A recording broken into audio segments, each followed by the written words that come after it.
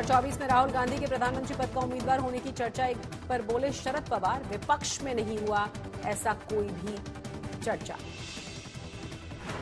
2 दिन पहले कांग्रेस नेता कमलनाथ ने कहा था कि राहुल गांधी 2024 में बन सकते हैं विपक्ष की ओर से प्रधानमंत्री पद का चेहरा।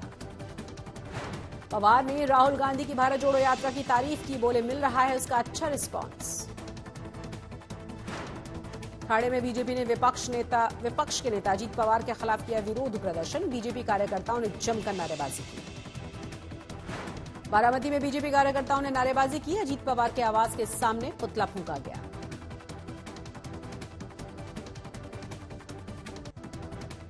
अजीत पवार ने कहा था कि संभाजी महाराज को धर्म रक्षक नहीं, स्वराज रक्षक के तौर पर किया जाना चाहिए यार। पवार के बयान में आए एनसीपी नेता जितेंद्र आव्हाड भी बीजेपी के निशाने पर आए। आव्हाड ने कहा हिंदू विरोधी नहीं था औरंगजेब। ठाकरे गुट के नेता भास्कर यादव का बीजेपी पर हमला, बोले झूठ बोलने की लगी हुई है बीजेपी नेताओं में रेस, इन्हें नहीं मिली सच बोलने की शिक्षा। नहीं रहे महाराष्ट्र के बीजेपी विधायक लक्ष्मण जगताप, डेप्यूटी सीएम देवेंद्र फडणवीस ने श्रद्धांजलि दी। बुल्लाना में लव जिहाद और धर्मांतरण के खिलाफ कानून बनाने के लिए हिंदू समाज के लोगों ने निकाला मोर्चा। हजारों की संख्या में लोग शामिल हुए। चंद्रपुर में बाल बाल बची जान, जेब में रखे मोबाइल से अचानक से निकलने लगा धुआं, जेब से बाहर निकालकर फेंकते ही ब्लास्ट हुआ। नवी मुंबई में गोवा हाईवे पर ऑडी कार में मिले शव की गुत्थी सुलझाई गई। 45 दिन बाद 2 हत्यारे पुलिस की गिरफ्त में आए। पुणे की महाड़बोर्ड रोड के पास 700 फीट नीचे खाई में गिरा शख्स, युवक की तलाश जारी है। सेल्फी लेते समय पांव फिसलने की वजह से हादसा हुआ। महाराष्ट्र के हिंगोली में ट्रक में भीषण आग लगी, गन्ने समेत पूरा ट्रक जलकर खाक हुआ। सुप्रीम कोर्ट ने दी सिनेमा मालिकों को राहत, घर का खाना सिनेमा हॉल में लाने की मांग पर लगाई है रोक। ठग सुकेश चंद्रशेखर मामले में एक्ट्रेस चाहत खन्ना का बयान दर्ज, मामले में गवाह हैं चाहत खन्ना। गुजरात के कच्छ में भारतीय तटरक्षकों का अभ्यास, ओखा और सरक्रीक इलाके में सर्च ऑपरेशन। पाकिस्तान से होने वाली नशे की तस्करी को रोकने की पहल। सूरत में जन समुदाय की मौन रैली, धार्मिक स्थल को पर्यटन स्थल घोषित किए जाने का किया गया विरोध। वडोदरा में पतंग उड़ाने के दौरान गला कट जाने से पूर्व राष्ट्रीय हॉकी खिलाड़ी की दर्दनाक मौत हुई। घटना के बाद पूरे इलाके में दहशत। मुंबई में मुकेश अंबानी के पोते के जन्मदिन पर सेलिब्रेशन के लिए पहुंचे बॉलीवुड सितारे।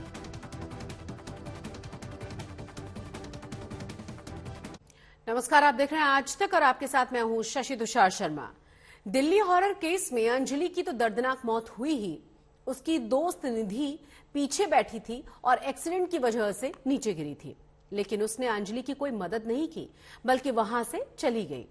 उसने ऐसा क्यों किया और इस केस से जुड़े कई पहलुओं पर निधि ने आज तक से बात करके तमाम सवालों के जवाब दिए हैं। आप भी सुनिए।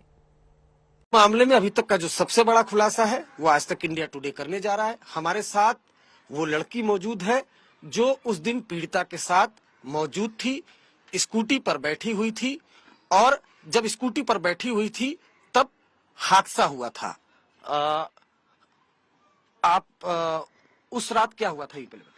उस रात ये हुआ था कि जैसे कि गाड़ी सामने से आई और हम स्कूटी पे थे, तो वो लड़की थोड़ी ड्रिंक कर रखी थी। सामने से आई गाड़ी, फिर गाड़ी ने एक दूसरे की टक्कर दे दी, तो वो गाड़ी के नीचे घुस गई। मैं अपनी स्कूटी के मतलब बगल में गिर गई, वो गाड़ी के नीचे घुस गई।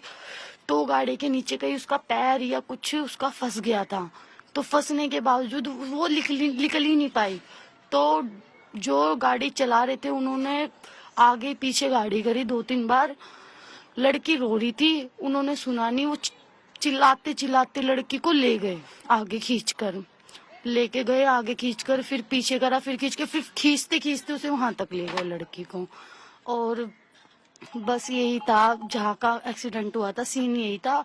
और हम आ रहे थे आराम से पार्टी वार्टी करके, दोनों फ्रेंडे दोनों पार्टी वार्टी करके आ रहे थे, आराम से आ रहे थे हम आराम से। वो मेरे को घर छोड़ती पहले, फिर खुद घर जाती।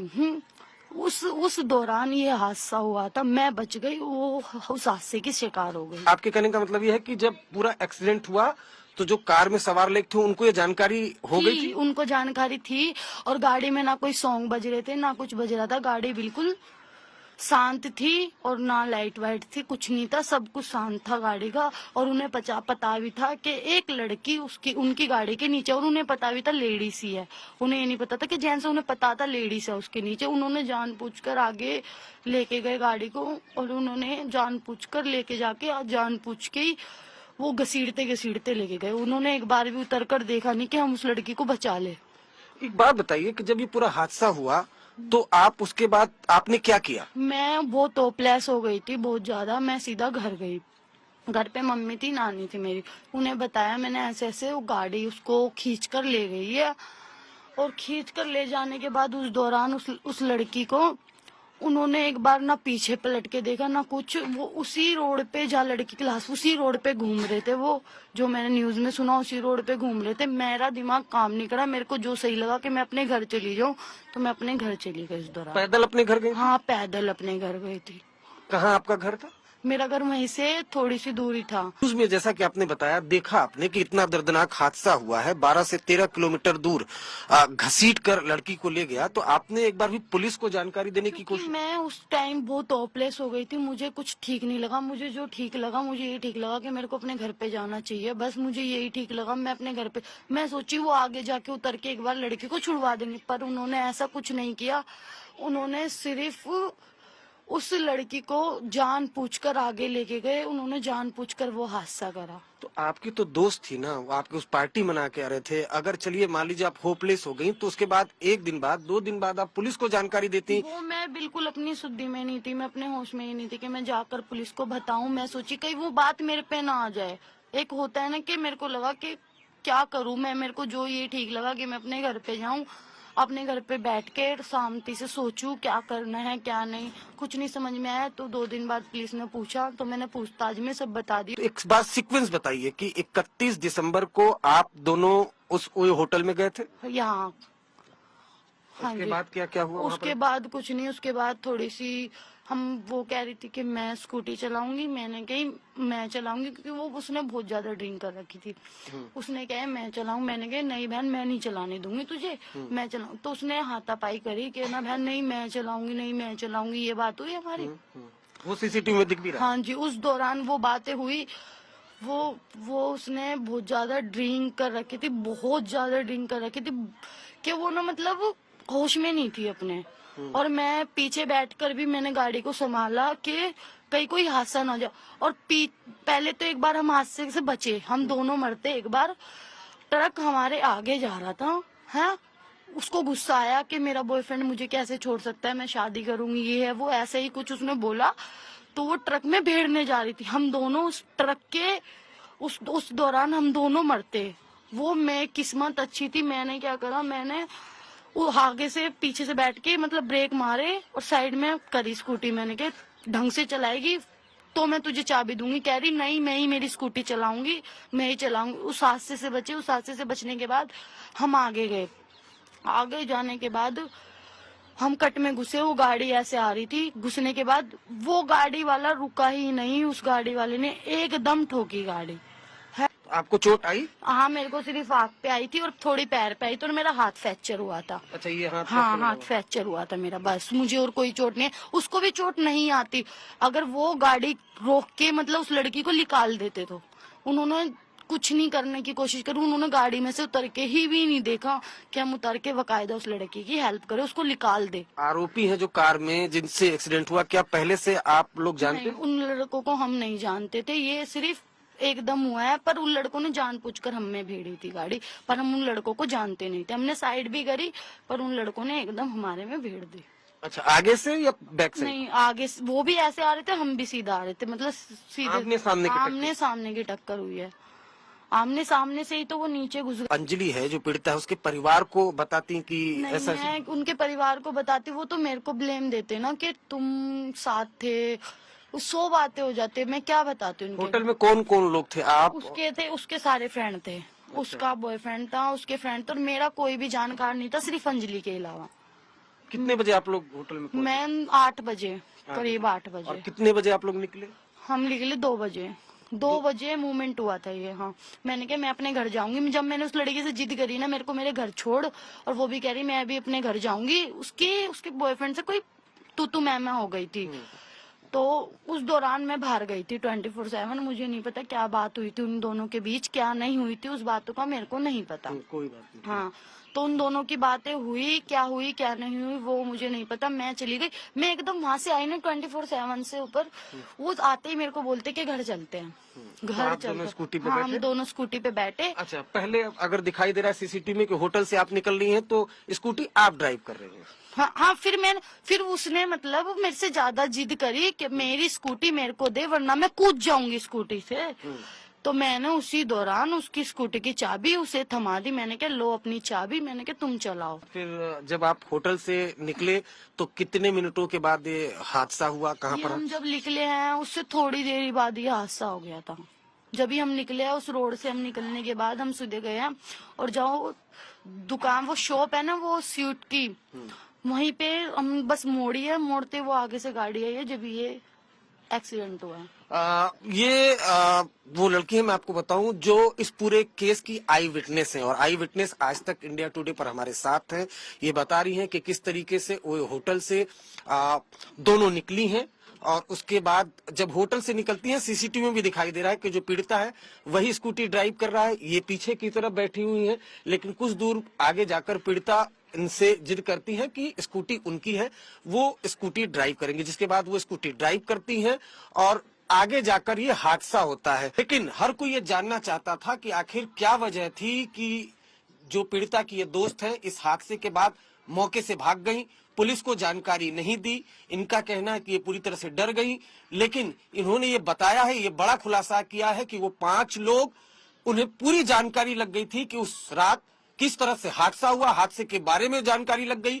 ये भी उन्हें पता चल गया था कि लड़की पीछे की तरफ फंसी हुई है, बावजूद इसके वो गाड़ी चलाते रहे, और जिसका अंजाम ये हुआ कि पीड़िता की दर्दनाक तरीके से मौत हो गई। कैमरामैन कृपाल के साथ अरविंद ओझा, दिल्ली, आज तक। और ये खबर है महाराष्ट्र से। महाराष्ट्र में इस बार विवादों के केंद्र में है छत्रपति शिवाजी महाराज के बेटे संभाजी महाराज, जिनको लेकर बहस ये की जा रही है कि वो धर्मवीर यानी कि धर्म के रक्षक थे या नहीं। एनसीपी नेता अजीत पवार ने कहा है कि संभाजी महाराज को धर्मवीर के रूप में याद नहीं किया जाना चाहिए। पवार के इस बयान के खिलाफ बीजेपी विरोध प्रदर्शन कर रही है। औरंगजेब ने 32 साल की उम्र में संभाजी महाराज की हत्या करवा दी थी।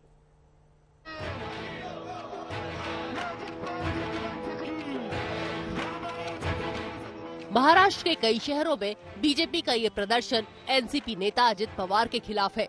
अजित पवार ने पिछले दिनों नागपुर में चल रहे महाराष्ट्र विधानसभा के शीत सत्र में एक बयान दिया था। ये बयान छत्रपति शिवाजी महाराज के पुत्र संभाजी महाराज को लेकर था। अजित पवार ने कहा था, छत्रपति संभाजी महाराज धर्मवीर नहीं, स्वराज रक्षक थे। उन्होंने कभी धर्म की वकालत नहीं की। जब मैं कैबिनेट का हिस्सा था तभी मैंने कहा था कि संभाजी महाराज का नाम स्वराज रक्षक के रूप में लिया जाना चाहिए, धर्मवीर के रूप में नहीं।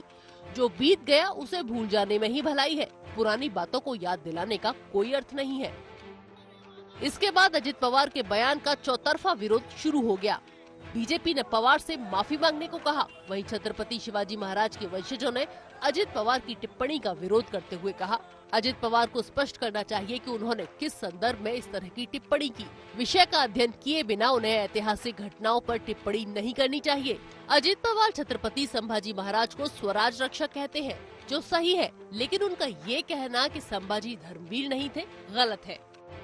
इतिहासकारों के मुताबिक मुगल सेना संभाजी महाराज को जीवित पकड़ने में कामयाब रही थी। औरंगजेब ने उनके सामने शर्त रखी थी कि संभाजी राजे धर्म परिवर्तन कर लें तो उनकी जान बख्श दी जाएगी, पर संभाजी ने ये शर्त मानने से साफ इनकार कर दिया। 40 दिनों तक औरंगजेब की दी असहनीय यातनाएं उन्हें डिगा नहीं सकी। उनकी आंखें फोड़ दी गयी, हाथ काट दिए गए, चमड़ी उधेड़ दी गयी। संभाजी राजे ने प्राण त्याग दिए पर धर्म नहीं छोड़ा, इसलिए उन्हें धर्मवीर की उपाधि दी गई है। अजित पवार के बयान पर बवाल होता देख एनसीपी विधायक जितेंद्र आव्हाड अपने नेता का पक्ष रखने उतरे, मगर उनके बयान से तो विवाद और बढ़ गया। आव्हाड ने कहा, छत्रपति संभाजी महाराज को बहादुरगढ़ लाया गया, जहां उनकी आंखें निकाल दी गई। बहादुरगढ़ किले के करीब एक विष्णु मंदिर था। अगर औरंगजेब क्रूर या हिंदू विरोधी होता तो वो उस मंदिर को भी तोड़ देता। हालांकि बाद में प्रतिक्रिया के डर से आव्हाड ने अपनी बात बदल दी। अब वो कह रहे हैं कि औरंगजेब एक क्रूर शासक था जिसने सिंहासन पर चढ़ने के लिए अपने भाई और पिता की हत्या कर दी थी। इसमें कोई दुमत नहीं हो सकता है, लेकिन उस स्वराज्य का रक्षण कर रहे थे जिसकी स्थापना शिवाजी महाराज ने की थी, और उसको मराठी में कहते हैं कि रयतेचं राज्य। कभी किसी ने सुना है कि भोसले साम्राज्य था? नहीं। शिवाजी ने अपने नाम पे कोई साम्राज्य स्थापन नहीं किया। उसने कहा कि ये लोगों का साम्राज्य है, और इसके लिए महाराष्ट्र में उसको रयते का राजा बोलते हैं, रयते का राज्य बोलते हैं, द स्टेट ऑफ पीपल। और उन्होंने स्थापन किया वो था महाराष्ट्र धर्म, मराठा धर्म। Maratha as a meaning has limitless boundaries, and he went bravely in front of Aurangzeb, who was the worst. You cannot have a word for him, who killed his own father, who killed his own brother. Awhad के बयान पर पलटवार करते हुए एकनाथ शिंदे ने कहा कि NCP Aurangzeb की तारीफ कर रही है और संभाजी महाराज का अपमान कर रही है। औरंगजेब ने महाराष्ट्र में कई मंदिरों को तोड़ा था और महिलाओं पर अत्याचार किए थे। बीजेपी ने आव्हाड के बयान पर ठाकरे परिवार की चुप्पी को लेकर निशाना साधा। 46 लाख हिंदुओं का कत्ल करने वाला, काशी, सोमनाथ, मथुरा सहित हजारों मंदिर ध्वस्त करने वाला आक्रांता कतई महान योद्धा नहीं हो सकता। वह क्रूर था, क्रूर है।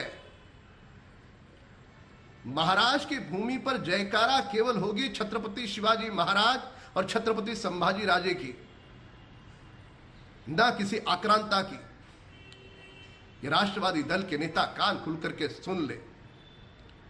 हैरानी तो इस बात की है कि यह बयान सुनने के बाद भी उद्धव ठाकरे, आदित्य ठाकरे इनका खून खोलता नहीं।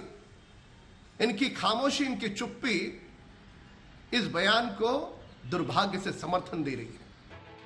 इतिहास में कहा जाता है कि जब तक संभाजी महाराज जीवित रहे, उन्होंने मराठा साम्राज्य की 1 इंच जमीन पर औरंगजेब का कब्जा नहीं होने दिया। औरंगजेब ने उनके लिए कहा था कि काश उसका एक भी बेटा संभाजी जैसा हुआ होता। संभाजी मात्र 9 साल की कम उम्र से ही शासन की कठिन डगर पर चलने लगे थे। जब औरंगजेब ने शिवाजी महाराज को धोखे से गिरफ्तार किया था, उनके साथ संभाजी भी थे। संभाजी को न केवल युद्ध कौशल में महारत हासिल थी, बल्कि कई भाषाओं और साहित्य पर भी उनकी पकड़ मजबूत थी। आज तक ब्यूरो।